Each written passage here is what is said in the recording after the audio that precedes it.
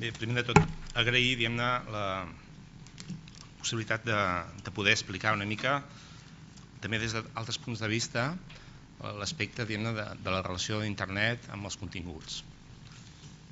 De fet, la meva xerrada va una mica encaminat a la setmana que estem, la setmana de la internet segura, en la qual bàsicament es donen estadístiques. Ahir l'Eurostat va parlar d'aquestes dades, en què bàsicament podem veure que un de cada 4 espanyols, un de cada 5 europeus té problemes de seguretat amb temes que tenen a veure amb la xarxa tècnica, amb temes dels virus, etc. Però també al costat d'aquests indicadors apareixen indicadors com per exemple de nens en què tenen afectació per problemes de continguts inadequats a les xarxes. Un 2% a nivell d'Europa, un 1% a nivell espanyol. Jo penso que quan la gent respon a aquestes estadístiques no pensa en els problemes realment de la xarxa. Pensa que la xarxa són afectacions tècniques, problemes en el teu dispositiu, però no pensa en l'impacte a la seva vida. Per això es fan dies com el Dia de la Internet Segura, que va ser ahir, i també amb lemes com aquest que s'ha escollit enguany d'implicar-nos una mica més en el foment d'una internet millor. La internet, algú deia en el vídeo, és un reflex de la nostra societat. Cada cop més internet és la realitat, és el que d'alguna manera construïm dia a dia en temps real a la nostra societat, i per tant el reflex del que passa a les xarxes socials i les pàgines d'internet reflexen aquesta situació. Ho deia el secretari a la benvinguda. Internet també ha de ser una oportunitat i una vessant per cercar continguts positius. Llavors, per tant, no podem renunciar a aquest aspecte de la xarxa com una font de coneixement, com una font d'oportunitats. Però malgrat això, sempre trobarem a la xarxa continguts que convé denunciar. I això vol dir que hem de ser actius en fer aquesta denúncia que d'una manera o altra implica a tothom. Implica l'ús de la xarxa, implica també un compromís en trobar o denunciar la il·legalitat i denunciar allò que pot ser perjudicial, nociu en el nostre entorn. I sobretot quan volem construir una societat, perquè els menors d'alguna manera són nouvinguts a una xarxa. A vegades parlem dels nadons digitals, però també són persones que s'incorporen a una xarxa que en el fons és una realitat que és bastant abrumadora i bastant complexa. En aquest sentit, convé recordar que això és un estudi d'uns companys de Granollers sobre pantalles.net que venen a dir que actualment la dedicació dels menors de 16 anys a les xarxes són en un 60% de les noies de més de 2 hores diàries en els mòbils, i en el cas dels nois una mica inferior. Aquest increment també es nota més en l'edat. De fet, al segon d'ESO estem parlant d'un 40% que dedica més de 2 hores diàries als mòbils, i en el cas de quart d'ESO ja és un 59%. Per tant, 20 punts de diferencial amb només 2 cursos. Evidentment, a la xarxa hi ha riscos, i aquests riscos la UNICEF els classifica en aquesta taula que ve parlar dels joves com a destinataris d'aquests riscos, com els continguts que poden trobar en aquesta xarxa, els joves com a participants d'aquests riscos, o bé els joves com a actors, com a autors d'aquests riscos. En la vessant que ens toca avui, que seria més el que fa referència als valors, parlem dels riscos associats a la xenofòbia, el racisme, l'odi. Aquest és un aspecte fonamentalment que es troba molt en els continguts de la xarxa, però també aquest assessorament i informació que té la voluntat de desinformar o distorsionar la realitat. Aquest és un aspecte que la xarxa, no només en el tema que avui tractem, sinó en general, hi és. Però l'aspecte com a participant també l'aspecte de la inducció inoportuna, és a dir, una persona que es troba amb una feblesa psicològica, alguns continguts l'afectaran d'una manera molt concreta, i concretament el tema de l'autolesió és un d'aquests aspectes. Però també en l'aspecte aquest de promoure estils, l'estil, el suïcidi, la pornorèxia, són actuacions que els joves promouen com un aspecte de debat, a vegades, però a vegades també de provar, de trobar límits, i per tant és un aspecte que apareix com a riscos associats a la xarxa. Bé, Si us centrem en dades conegudes de l'aspecte de riscos que són propers als menors, l'any 2010 es situava un 9% el risc, diguem-ne, de veure webs on es promovia trastorns alimentaris com l'anorèxia i la bulímia. Cal dir, però, que en les edats de 11-13 anys era un 7% i de 14-16 un 13%. I sobretot és per aquest sobreús de tecnologies. Això parlàvem del 2010. Doncs bé, el 2014 aquest nivell de risc ha passat del 9% al 13%, ha augmentat 4 punts. També cal dir que també veure webs on hi ha el debat sobre les formes de suïcidi ha passat també sobre un 5%, i aspectes com veure webs on es parla d'experiències sobre altres consums o bé sobre autolesions físiques també ha passat d'un 6 o un 7%. Per tant, els darrers anys el que veiem és que s'ha incrementat el contingut i sobretot que s'incrementa amb l'edat. Hi ha una edat en què hi ha una adopció més important de tecnologia.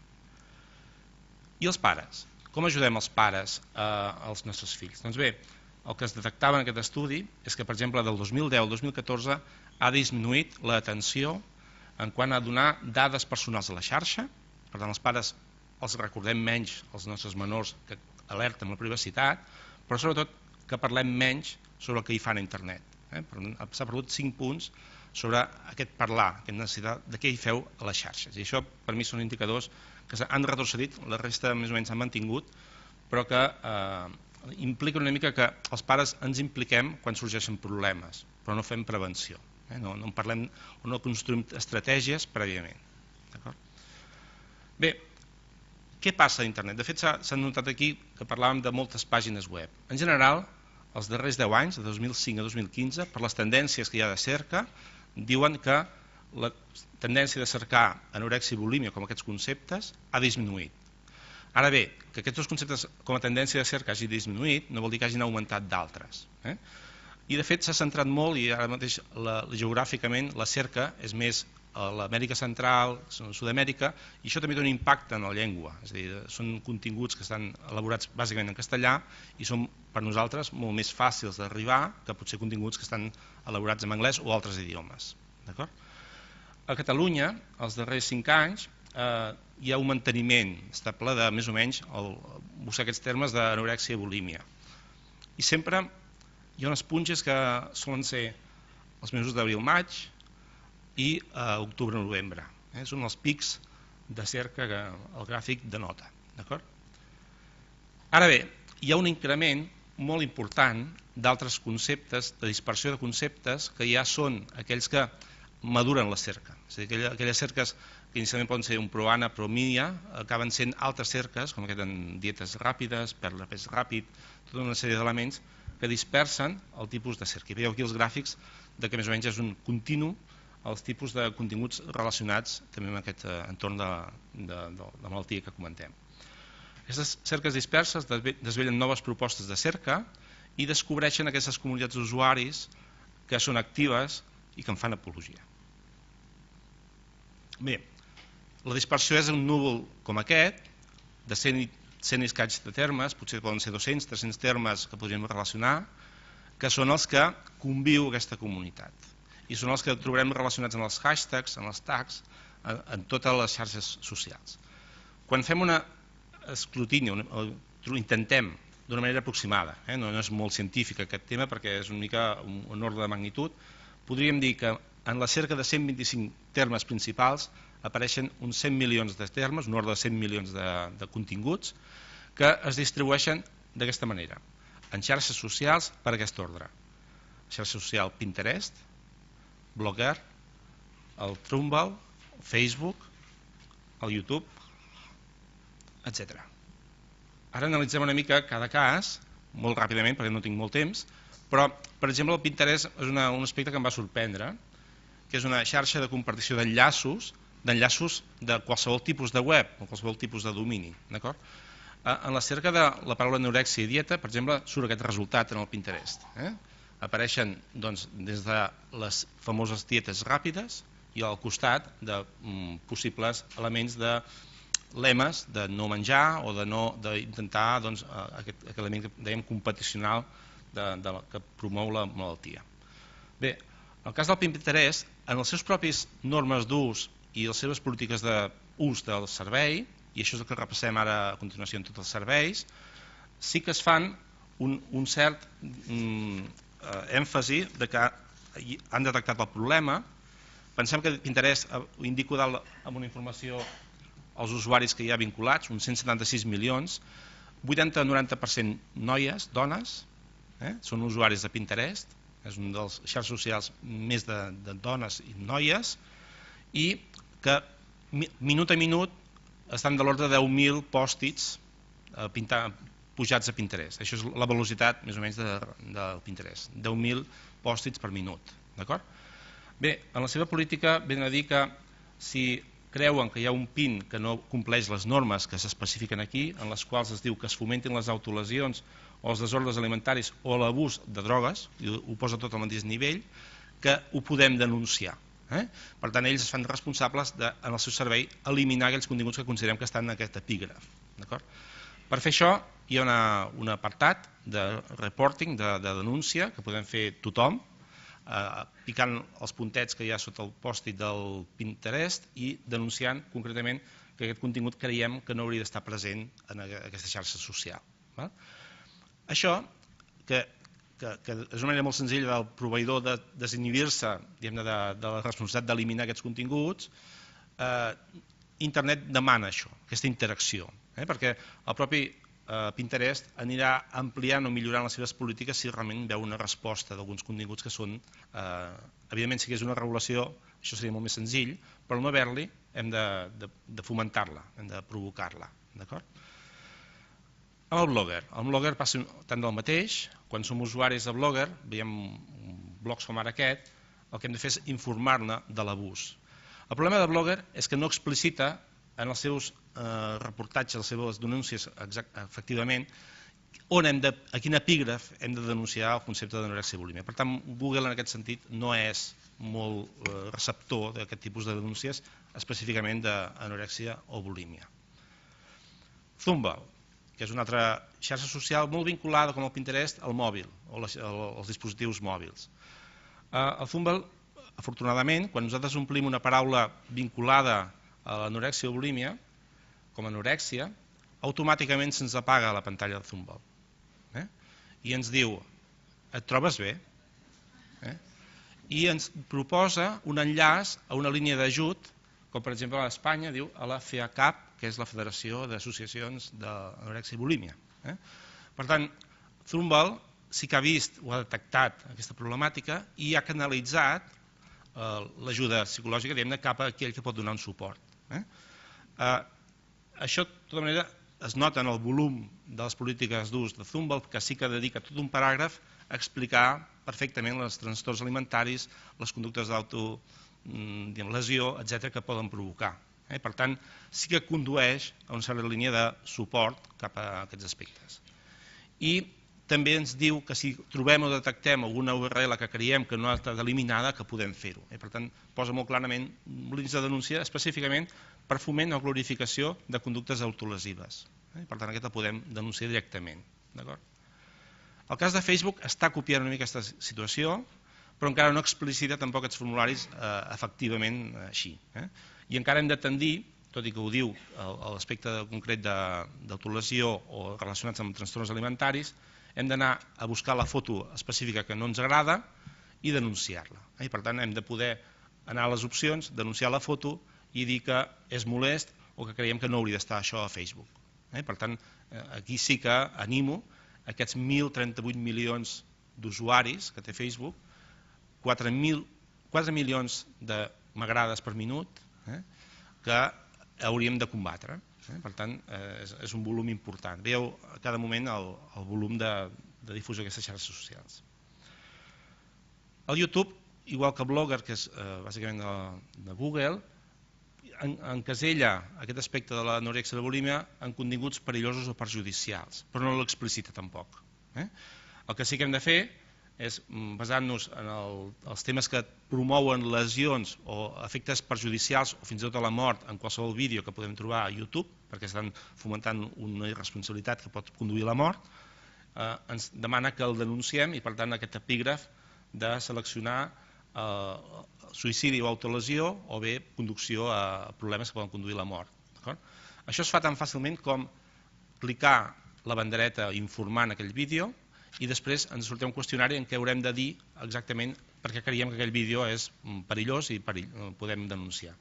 Ens demanarà el minut i el segon en què passa aquest efecte. Per tant, també a vegades hi ha vídeos que són molt llargs que podem buscar exactament el frame, l'escena on això passa i podem denunciar-la. També hi ha específicament un lloc per poder reportar aquest abús, sobretot si té molta vinculació amb els menors. Per tant, de fet, totes les xarxes socials, quan hi ha implicació amb menors, és on hem d'incidir-hi bàsicament, perquè volem és prevenir-ho. Vaig acabant. El Twitter. El Twitter no té específicament un lloc on parli d'anorèxia i bulímia, sí que parla d'autolesió, i aquí hi ha dos tipus de formulari, un que parla com reportar l'autolesió, quin és l'usuari que ho fa, quin és el tuit que ho ha fet i en quina situació podem intentar, no bloquejar, sinó intentar eliminar aquesta conducta de Twitter. I Twitter et diu que s'ho pren seriosament per poder eliminar aquests usuaris. També en el comportament, si creiem que hi ha un comportament abusiu d'un dels usuaris, també podem denunciar el comportament d'aquests usuaris.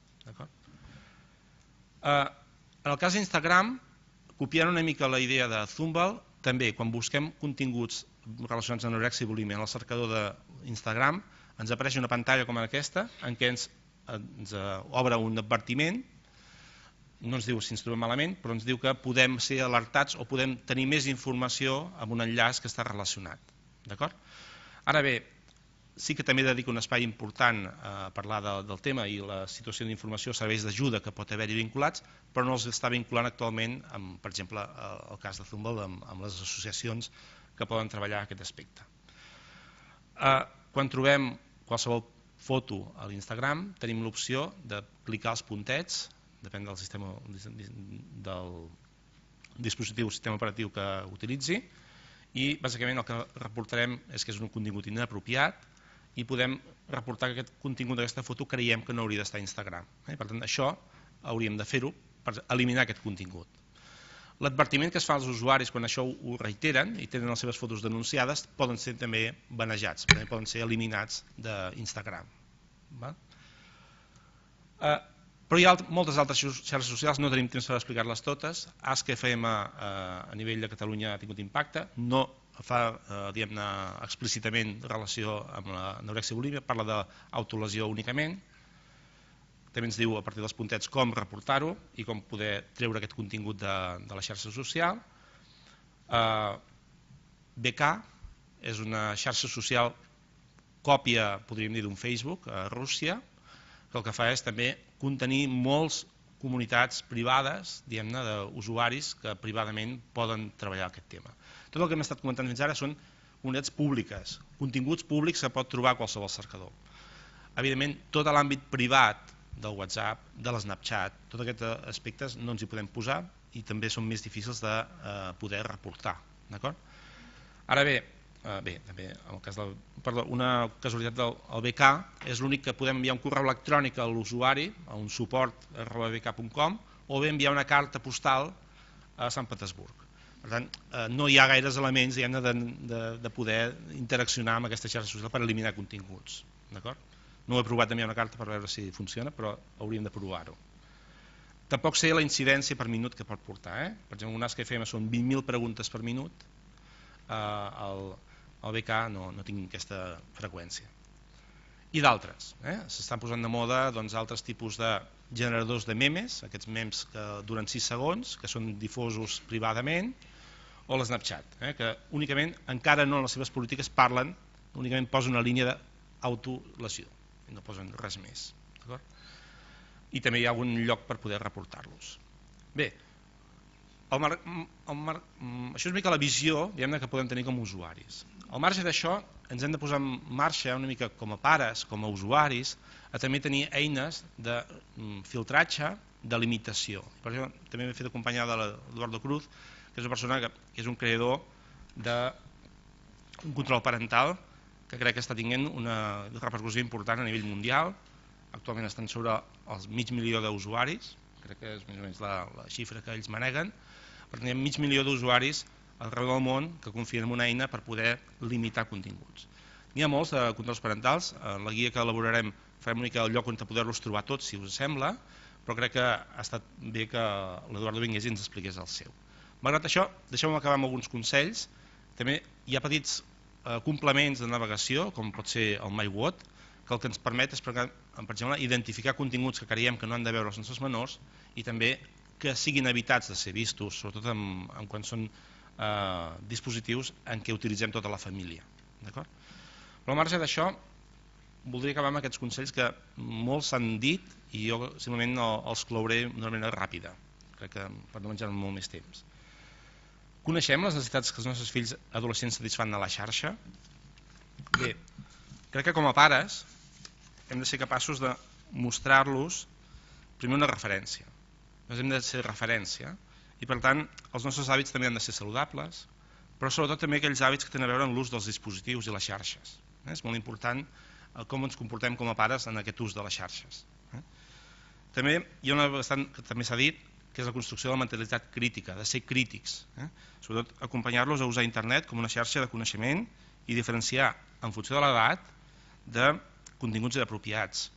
Aquells que són de confiança i acreditats, d'aquells que són no apropiats i per tant són o bé per ofensius, o bé per perillosos, o bé per il·legals, doncs han de ser una mica eliminats de la nostra navegació. Hi ha un aspecte molt important de fomentar estratègies d'autoprotecció.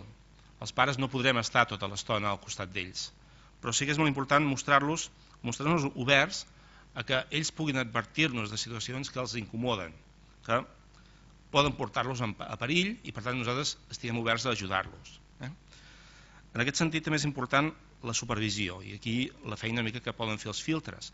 No per censurar, simplement no, per conèixer quins són els interessos i quins són els elements que promouen l'estar hores connectats a la xarxa. Quines són les necessitats que volen desvetllar a les xarxes. Perquè si les coneixem, segurament que quan les hem revelat, les coneixem, segurament sabrem com enfocar un diàleg i sabrem com parlar-ne. Perquè si no les coneixem, no sabem com obrir aquest debat, aquest diàleg amb ells. Per tant, diàleg i comunicació, parlem amb els fills, oferim-los també un diàleg obert i franc, honest. No podem explicar-los allò que no podem dir-los mitges tintes, és a dir, hem de també ser honestos a explicar-los allò que realment és greu i pot afectar, de saber per això matisar-ho en l'edat. I finalment també un tema d'aptitud digital. Tenim una gran oportunitat d'aprendre amb ells com utilitzen aquestes eines i quin impacte en tenen en la seva transformació com a usuaris. I per tant també davant de qualsevol incident nosaltres hem d'estar allà per poder-los ajudar. Passo doncs a l'Eduardo.